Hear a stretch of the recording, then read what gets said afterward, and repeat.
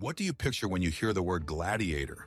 Probably a roaring Colosseum, a muscular warrior in an exotic helmet, his sword gleaming in the blazing sun, and the emperor's finger mercilessly pointed downward. It is an image forged by centuries of art and cinema, a symbol of Rome's bloody but spectacular brutality, a myth of men born to die for the amusement of the crowd. But what if I told you that almost everything you know about gladiators is not true? That gladiatorial fights are not just a massacre, but a complex social, economic, and even religious institution? That behind the walls of the arenas, warfare unfolded, claiming hundreds of thousands of lives over the centuries, perhaps more than in many of the famous Roman conquests. But it was a war not for territory, but for the minds and hearts of citizens, a war where blood was currency and death was a commodity. And here is the main question. Could you have survived under these conditions? Would you have been able to exist in a world where your life was a commodity and your death was entertainment? Could you find the strength to step into the arena, knowing that tens of thousands of eyes are watching you, hungry for blood, perhaps yours? Stay to the end, and you will learn how a funeral ritual turned into the greatest show in history, why gladiators were barley men, who really decided the fate of a losing fighter, how a slave could become a sex symbol and make a fortune, why female gladiators shocked Roman society, and how this centuries-old death industry eventually came to its demise. This is not just an account of the fights. It is the story of a system that grinded up hundreds of thousands of lives in the name of bread and spectacle. Gladiatorial fights, which became synonymous with Roman brutality, were born not out of a thirst for entertainment, but out of a sacred duty to the dead. Their origins lie in the ancient Etruscan funeral ritual, which the Romans adopted and brought to unimaginable proportions. It was originally an offering, a debt that the sons of a noble deceased offered to his shadow during the funeral. It was believed that the spilled blood pacified the soul of the deceased and gave it strength to pass to the afterlife. The first documented gladiatorial fights in Rome took place in 264 BC at the funeral of the aristocrat Junius Brutus Pera. His sons displayed 3 pairs of fighters in the bull market. It was a modest, private, and deeply religious event. No one could have imagined then that in a few centuries this ritual would become a state entertainment industry, and 3 pairs of fighters would become thousands fighting in giant arenas across the empire. Gradually, the funeral games became more and more lavish and crowded. Aristocratic families, competing in generosity and prestige, began to organize larger and larger games to commemorate their ancestors. It became a way of demonstrating their wealth, influence, and piety. The fights ceased to be just part of the funeral and became a public event in their own right, timed to coincide with the anniversary of a death or other important event. Toward the end of the Republic, the religious aspect began to give way to the political one. Julius Caesar turned the funeral games into a powerful instrument of political struggle by organizing grandiose games in memory of his daughter Julia. He displayed 320 pairs of gladiators in silver-plated armor, capturing the imagination of the Roman plebs. It became clear, the one who gives the people the most spectacular games gets their love and votes. The offering ceased to be a debt to the dead and became an investment in the living. With the advent of the empire, the organization of the games finally came under the control of the state. The emperors monopolized the right to hold the largest spectacles, making them the basis of their popularity, expressed by the famous formula, bread and spectacle. The games became regular, held on the occasion of military victories, birthdays of the imperial family, and the consecration of temples. The Colosseum, or Flavian Amphitheater, built in the 1st century AD, was the crowning achievement of this evolution. It could hold more than 50,000 spectators and was an engineering marvel designed for one purpose, an effective demonstration of death. Thus, in the space of a few centuries, a monstrous transformation has taken place. What began as an intimate rite of bloodshed to pacify one soul has become a conveyor belt of death, working to satisfy the thirst for spectacle of tens of thousands. Sacred duty has become a cynical political tool, and the gladiator, originally a victim in a funeral ritual, became an actor in the bloodiest theater in human history, where his every step, every blow, and every breath was part of a grand show. Contrary to popular myth, gladiators were not only slaves. The path to the arena varied. and the social composition of the fighters was far more variegated than is commonly believed. Although most of them were indeed men of servitude, the arena attracted those who had a choice, albeit an illusory one. The main category of fighters were slaves. The strongest, most unruly, and physically developed slaves were sold to gladiatorial schools. For the master, it was a way to get rid of a problematic property and at the same time earn good money. For the slave, it was practically a death sentence, although with a ghostly chance for glory and survival. Another source was prisoners of war. After successful military campaigns, Rome was flooded with thousands of prisoners: Gauls, Germans, Thracians, Dacians. Strong and accustomed to arms, they were ideal material for the arena. They were often forced to fight in their national armor, turning combat into an exotic show that reminded the Romans of their victories. Convicted criminals also entered the arena. The Roman justice system provided for different kinds of punishments. The worst criminals could be sentenced to be mauled by wild animals in the arena. This was an agonizing death with no chance of survival. Others, convicted of lesser offenses, were sentenced to serve in a gladiatorial school. This gave them a chance. After serving in the arena for a few years, usually 3 to 5, they could be released if they survived. The most surprising and paradoxical category is that of volunteers. Free citizens of Rome, including former soldiers, ruined aristocrats, or simply adventurers, could voluntarily sign a contract to become gladiators. They took an oath similar to a military oath, vowing to endure flogging, branding, and death by the sword. In exchange, they received a large advance and the opportunity to earn money in the arena. The reasons varied: huge debts, thirst for fame, adrenaline addiction. By becoming a volunteer, a free man gave up his civil rights and fell to the bottom of the social ladder, but got a chance at wealth and adoration of the crowd. Regardless of how a person got to school, his former life was erased. He was given a new name, a gladiatorial alias. He became part of the gladiatorial family, a brotherhood where his comrades were people from all over the world with different fates, but united by one goal: to survive. This new identity was the first step in turning a man into a fighter. Yesterday's shepherd, legionary, or thief became a retiarius, a secutor, or a myrmion. His past died at the gates of the school, and his future depended only on his strength, skill, and will to live.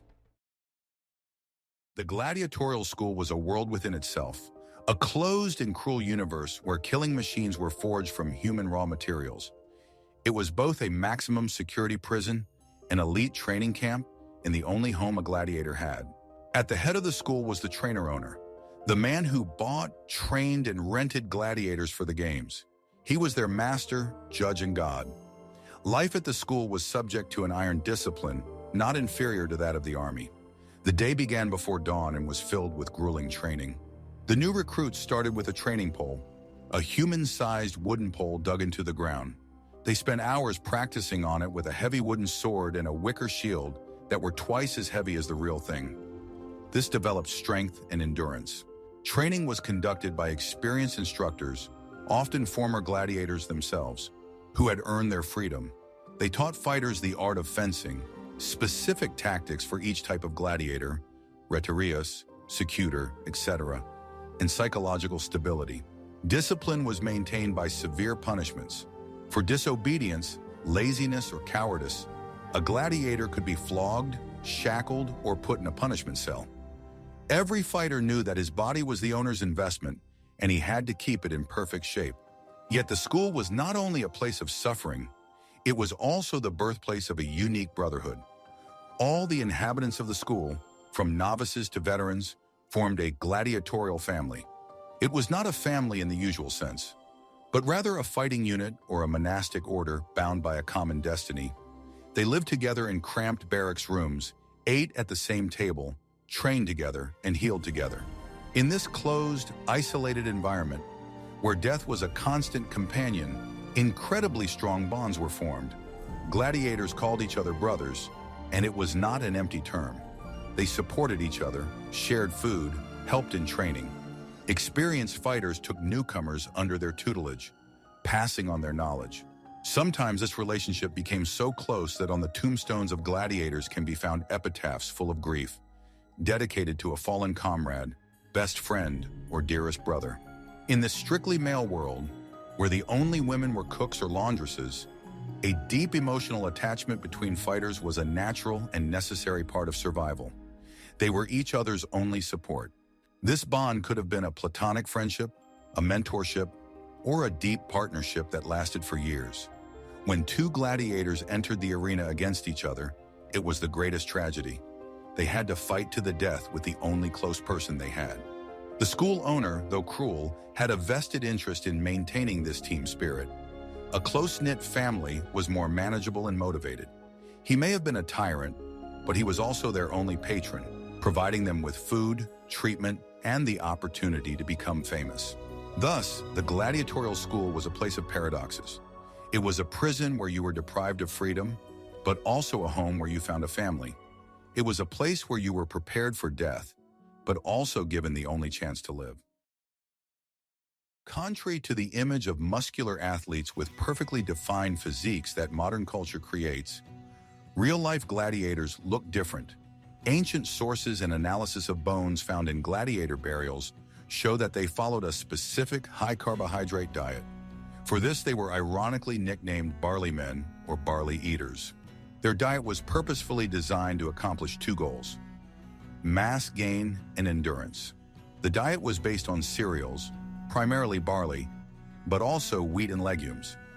They were used to make thick porridges, chowder, and coarse bread. Such food was cheap and caloric, and it provided a huge amount of energy needed for hours of daily exercise. Meat was practically absent in their diet. They got their protein mainly from beans, lentils, and peas. This vegetarian diet resulted in a thick layer of fat forming under the gladiator's skin. This was not a disadvantage. It was a deliberate survival strategy. First, the fat layer served as an additional defense. It prevented shallow cuts, protecting vital organs, muscles, and nerve endings. In battle, where every blow could be fatal, this natural armor gave an extra chance. Superficial wounds looked spectacular and bled, which the crowd liked, but they were not fatal. Second, a diet rich in carbohydrates promoted endurance. Fights could be long and exhausting, and muscle glycogen stores were critical. The gladiator had to be a marathon runner rather than a sprinter, able to withstand long periods of exertion. To compensate for the lack of calcium in such a diet, the gladiators drank a special drink. Archaeological studies have shown abnormally high levels of strontium in their bones, indicating regular consumption of wood ash infusion. This unpleasant-tasting but mineral-rich drink helped strengthen bones, making them more resistant to fractures. Food at the school, like everything else, was part of the system. Gladiators ate together, from common cauldrons. Eating was one of the few quiet moments in their day when they could talk and relax. The food was functional, devoid of frills, but there was plenty of it. The school owner understood that a hungry or malnourished fighter was a poor asset.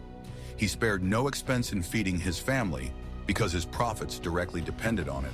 This diet created a specific type of physique, powerful, stocky, perhaps not as aesthetically pleasing as modern bodybuilders, but incredibly strong and tough fighters.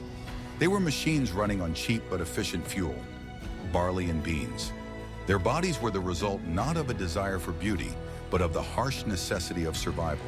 And the nickname Barley People was not an insult, but an accurate description of what they were.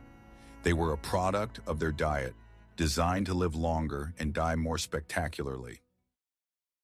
Gladiatorial combat was not a chaotic slaughter of two savages. It was a complex, highly regulated martial art where each type of fighter had his own unique weaponry, tactics, and opponent. The variety of these types of weaponry was key to the game's spectacle. The spectators came to see not just a fight, but a duel of opposites, as in modern wrestling or boxing.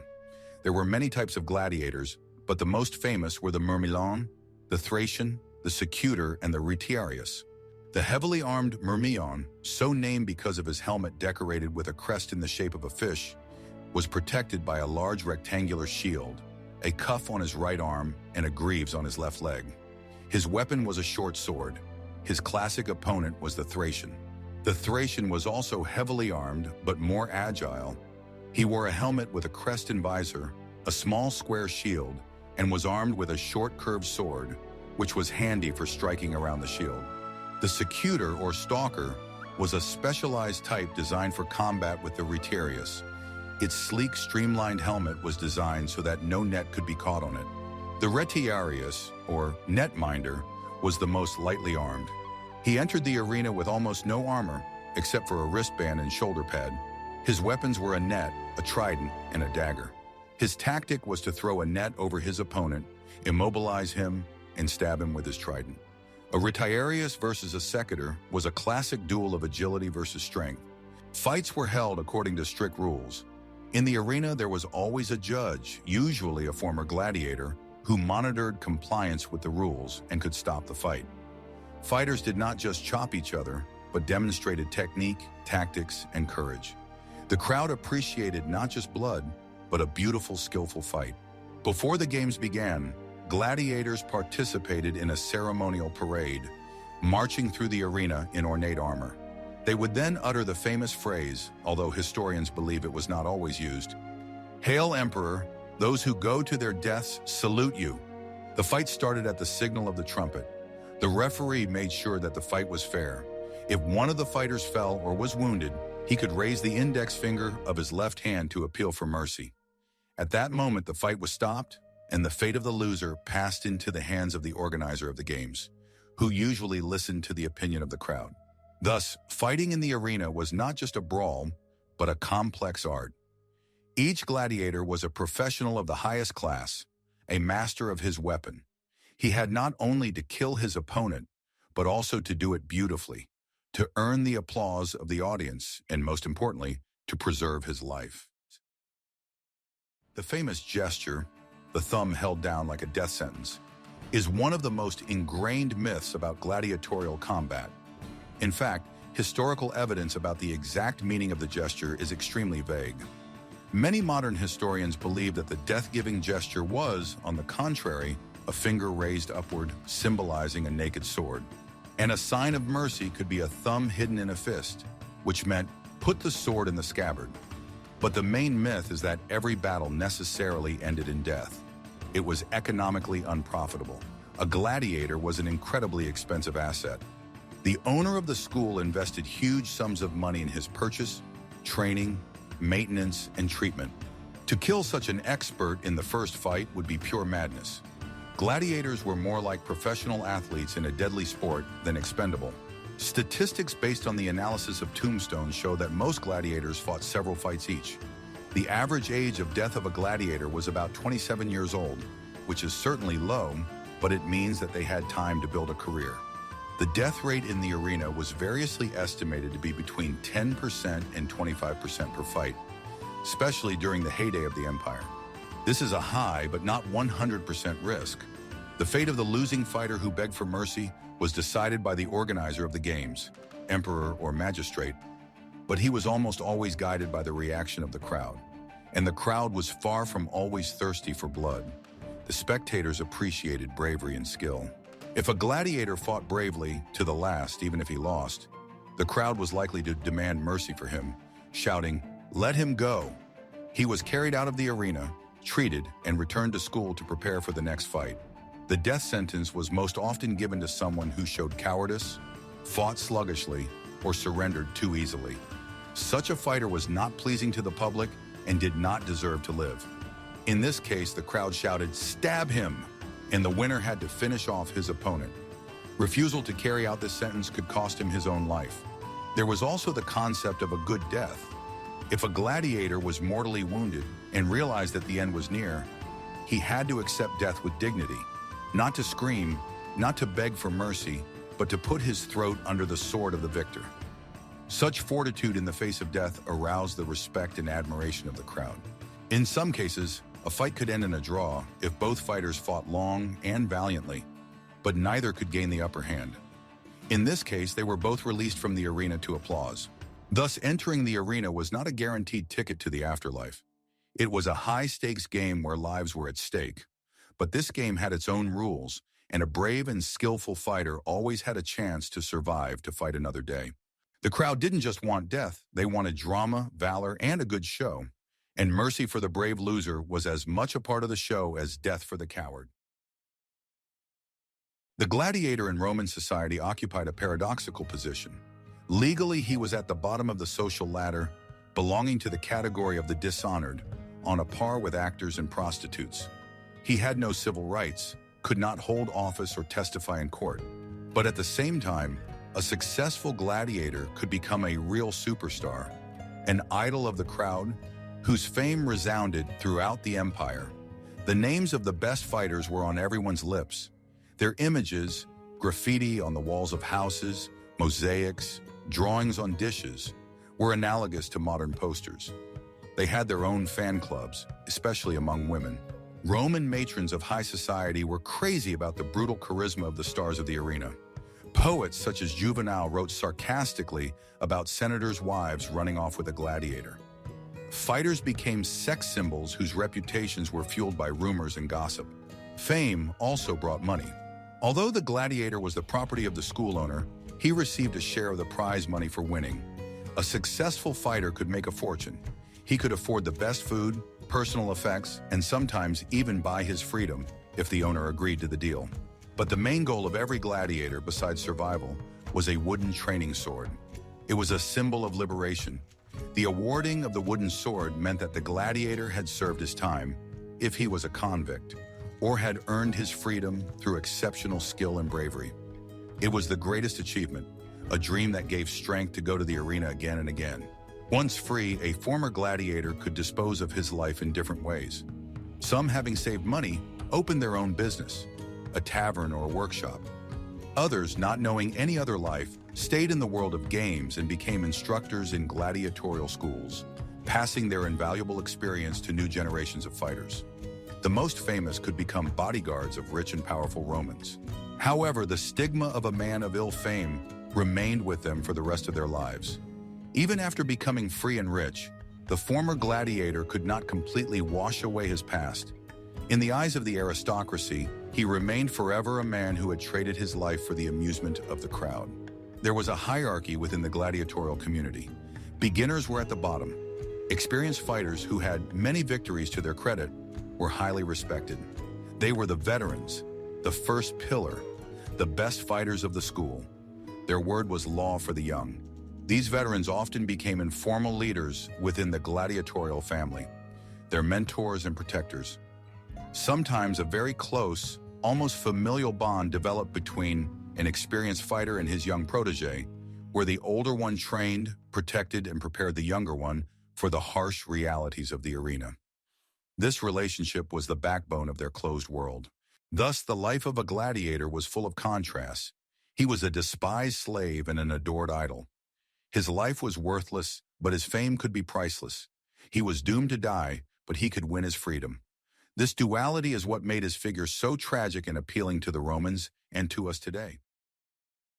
The Roman arena was not only a venue for martial arts demonstrations, but also a theater of violent wonders designed to shock, amaze, and entertain a satiated public. The organizers of the games were constantly looking for new, exotic formats to surpass their predecessors. And in this quest for novelty, they sometimes crossed all imaginable boundaries. One of the most shocking and controversial phenomena were female gladiators. Their existence is confirmed both by ancient authors, Tacitus, Juvenal, and archaeological finds, such as the famous bas-relief from Halicarnassus depicting two female fighters named Achillea and Amazonia. The appearance of a woman in the arena, in the traditionally male role of warrior, was a profoundly transgressive act for Roman society. It violated all notions of female modesty and social order. The attitude towards female gladiators was therefore ambivalent. On the one hand, it was a racy and exciting spectacle that attracted crowds. On the other hand, it was considered a sign of moral decay. Emperor Septimius Severus in 200 AD even issued a decree forbidding women to perform in the arena. Who were these women? Probably, like the men, they came into the arena from different social strata.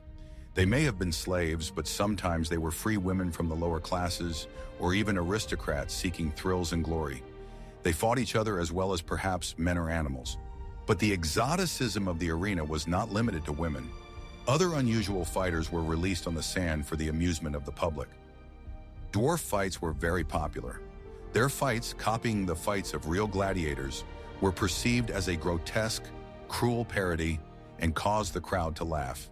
Another element of the show was the hunting of wild animals. Thousands of exotic animals were brought to Rome from all over the empire. Lions from Africa, tigers from Asia, bears from Germany, elephants, rhinoceroses, and crocodiles. They were released into the arena, where they were hunted by specially trained fighters, animal hunters. Sometimes they also organized fights between animals and each other. These hunts were a demonstration of Rome's power over the whole world, over nature itself. The pinnacle of cruelty were the mass executions of criminals, who were unarmed, released into the arena against the animals or forced to fight each other until they were completely exterminated. Sometimes these executions were staged as theatrical performances on mythological subjects, where the role of the victim, torn into pieces, was played by a real person. All these spectacles were part of a single day of games. In the morning, hunting beasts and executions. At noon, fights of dwarfs and other funny numbers. And only in the afternoon, as the main course, began the fights of professional gladiators. The arena was a conveyor belt of various entertainments, where human and animal life was only raw material for the production of emotions, from horror and disgust to delight and laughter. Gladiatorial fights were not just entertainment, but an essential tool of state policy and a sophisticated economic system. The famous phrase of the poet Juvenal, "bread and spectacle," perfectly describes the strategy of the Roman rulers to control the masses. Free handouts of bread satisfied the physical hunger of the plebs, and grandiose arena games satisfied their emotional hunger by distracting them from social problems, corruption, and political intrigue. Organizing the games was incredibly expensive. The organizer was responsible for the conduct. In the Republican era, it was the magistrates who spent huge personal fortunes on the games to gain popularity among the voters. With the advent of the empire, the emperor himself became the main organizer. The games became a way of demonstrating his generosity, wealth, and power. The more lavish the games, the more the people loved their ruler. Emperor Trajan, in honor of his victory over the Dacians, organized games that lasted 123 days and were attended by 10,000 gladiators. It was an unprecedented display of power. The economy of the games was an entire industry. It included gladiatorial schools, trade in wild animals, construction and maintenance of amphitheaters, and a whole related industry. Gladiatorial schools were a highly profitable business.